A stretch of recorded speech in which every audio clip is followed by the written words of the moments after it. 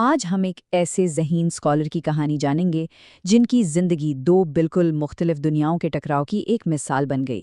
ایک طرف تھی علم اور ٹیکنالوجی کی روشن دنیا اور دوسری طرف قدیم روایات اور قبائلی جھگڑوں کی اندھیری دنیا۔ چلیں اس کہانی کی تفصیلات میں چلتے ہیں۔ تاریخ تھی 6 اپریل 2023۔ آرٹیفیشل انٹیلیجنس یعنی مصنوعی ذہانت کے ایک ماہر، ایک پروفیسر اپنی گاڑی میں گھر کی طرف جا رہے تھے۔ یہ ایک بالکل عام سا دن تھا جو بہت جلد ایک بہت بڑے سانحے میں بدلنے والا تھا۔ اور پھر یہ نمبر سامنے آتا ہے 11۔ یہ صرف ایک عدد نہیں ہے بلکہ ایک ایسی حقیقت ہے جو رونگٹے کھڑے کر دیتی ہے۔ ان کی گاڑی پر گھات لگا کر حملہ کیا گیا اور ان پر 11 گولیاں چلائی گئیں۔ ان کی جان موقع پر ہی چلی گئی۔ یہ ایک اتنی وحشیانہ کارروائی تھی کہ اس نے پورے ملک کو ہلا کر رکھ دیا۔ تو سوال یہ اٹھتا ہے کہ آخر یہ شخص تھے کون اور اتنی بے دردی سے انہیں کیوں قتل کیا گیا؟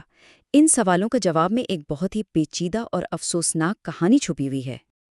ان کی کہانی کو سمجھنے کے لیے ہمیں تھوڑا ماضی میں جانا پڑے گا، وہاں جہاں سے ان کا سفر شروع ہوا تھا۔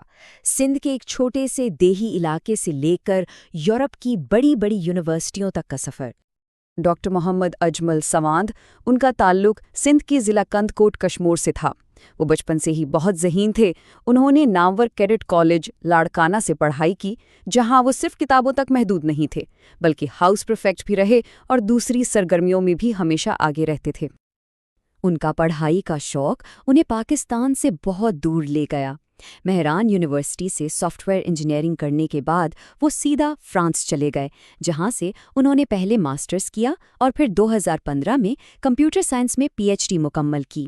یہ خود ان کی محنت اور قابلیت کا ایک بہت بڑا ثبوت تھا۔ اور جانتے ہیں جو چیز انہیں سب سے الگ بناتی تھی وہ تھا ان کا ریسرچ کا شعبہ۔ ان کی اسپیشلائزیشن تھی wireless medical sensor network میں۔ آسان لفظوں میں سمجھیں تو یہ وہ ٹیکنالوجی ہے جس سے ڈاکٹر مریضوں کی صحت پر دور سے ہی نظر رکھ سکتے ہیں۔ مطلب وہ ای ہیلتھ کے مستقبل پر کام کر رہے تھے۔ پی ایچ ڈی مکمل کرنے کے بعد ڈاکٹر سوان کی زندگی میں ایک اہم موڑ آیا۔ ایک طرف یورپ میں ایک شاندار اور پرسکون مستقبل تھا تو دوسری طرف اپنے وطن واپس آ کے خدمت کرنے کا جذبہ۔ اور انہوں نے ایک ایسا فیصلہ کیا جس نے ان کی زندگی کا مقصد ہی بدل دیا۔ انہیں یورپ میں بڑی بڑی نوکریوں کی آفرز ہوئیں، جہاں تنخواہیں بھی بہت زیادہ تھیں، لیکن انہوں نے وہ سب کچھ چھوڑ کر پاکستان واپس آنے کا فیصلہ کیا۔ ان کا مقصد صرف ایک تھا، اپنی کمیونٹی کو تعلیم دینا، اپنے علم سے اپنے ملک کے نوجوانوں کو آگے بڑھانا، اور اسی لیے انہوں نے سکھر IBA یونیورسٹی میں پڑھانا شروع کر دیا۔ وہ صرف ایک پروفیسر نہیں تھے، وہ ایک ایسے استاد تھے جو اپنے اسٹوڈنٹس کے لیے دل سے محنت کرتے تھے۔ ان کے بارے میں ایک بات مشہور ہے کہ وہ اکثر کلاس میں روایتی پاکستانی لباس پہن کر آتے تھے، جو ظاہر کرتا تھا کہ انہیں اپنی ثقافت سے کتنی محبت تھی۔ اور یہیں سے کہانی ایک بہت ہی افسوسناک موڑ لیتی ہے۔ ڈاکٹر سوانت کی جو جدید سوچ تھی، ان کے جو خواب تھے، وہ ایک پرانے قبائلی نظام اور اس کے بے رحم قوانین سے جا ٹکرائے۔ اس سارے جھگڑے کی جڑ میں تھی کاروکاری کی ایک رسم۔ یہ غیرت کے نام پر قتل کی ایک ایسی شکل ہے جو بدقسمتی سے آج بھی کچھ قبائلی علاقوں میں چلتی ہے، جہاں صرف شک یا الزام کی بنیاد پر لوگوں کی جان لے لی جاتی ہے۔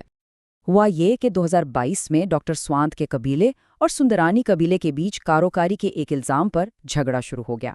یہ چھوٹا سا تنازع دیکھتے ہی دیکھتے ایک خونی دشمنی میں بدل گیا، اور ایسی دشمنیوں میں اکثر یہی ہوتا ہے کہ مخالف قبیلے کو سب سے زیادہ نقصان پہنچانے کے لیے اس کے سب سے کامیاب اور عزت دار لوگوں کو ٹارگٹ کیا جاتا ہے۔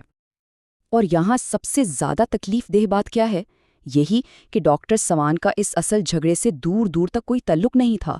وہ اس معاملے میں بالکل بھی شامل نہیں تھے۔ انہیں صرف اور صرف اس لیے نشانہ بنایا گیا کیونکہ وہ سوان قبیلے سے تھے اور ایک کامیاب، پڑھے لکھے اور قابل احترام انسان تھے۔ وہ بس اس قبائلی انتقام کی بھیٹ چڑھ گئے۔ لیکن ان کی موت صرف ایک ذاتی سانحہ بن کر نہیں رہ گئی۔ اس واقعے نے پورے ملک میں ایک نئی بحث شروع کر دی، اور وہ اپنے پیچھے ایک ایسی وراثت چھوڑ گئے جو آج بھی زندہ ہے۔ ڈاکٹر سوان کے قتل کے بعد پورے ملک میں غصے کی ایک لہر دوڑ گئی۔ سوشل میڈیا پر تو جیسے ایک طوفان آ گیا، اور سندھ کے الگ الگ شہروں میں اسٹوڈنٹس، ٹیچرز اور عام لوگوں نے سڑکوں پر نکل کر شدید احتجاج کیا۔ اور ان سارے مظاہروں کا صرف ایک ہی مطالبہ تھا، انصاف، اور اس قبائلی نظام کے جنگل کے قانون کو ختم کیا جائے جس نے ایک اتنا روشن دماغ ہم سے چھین لیا تھا۔ آج ڈاکٹر اجمل سوانت کی زندگی اور موت تعلیم اور جاگیردارانہ نظام کے بیچ کی لڑائی کی ایک بہت بڑی علامت بن چکی ہے۔ ان کی خدمات کو سراہتے ہوئے حکومت پاکستان نے مارچ 2024 میں انہیں وفات کے بعد تمغہ امتیاز سے بھی نوازا۔ وہ اپنے پیچھے اپنی اہلیہ اور 2 بیٹے چھوڑ گئے، اور جس وقت انہیں شہید کیا گیا ان کا تیسرا بچہ اس دنیا میں آنے والا تھا۔ اور یہ پوری کہانی ہمیں ایک بہت اہم سوال پر لا کر کھڑا کر دیتی ہے، جس پر ہم سب کو سوچنے کی ضرورت ہے کہ کوئی بھی معاشرہ اپنے سب سے بہترین، سب سے ذہین دماغوں کو، جو اس کا اصل مستقبل ہیں، اپنے ہی پرانے اور تباہ کن جھگڑوں سے آخر کیسے بچا سکتا ہے؟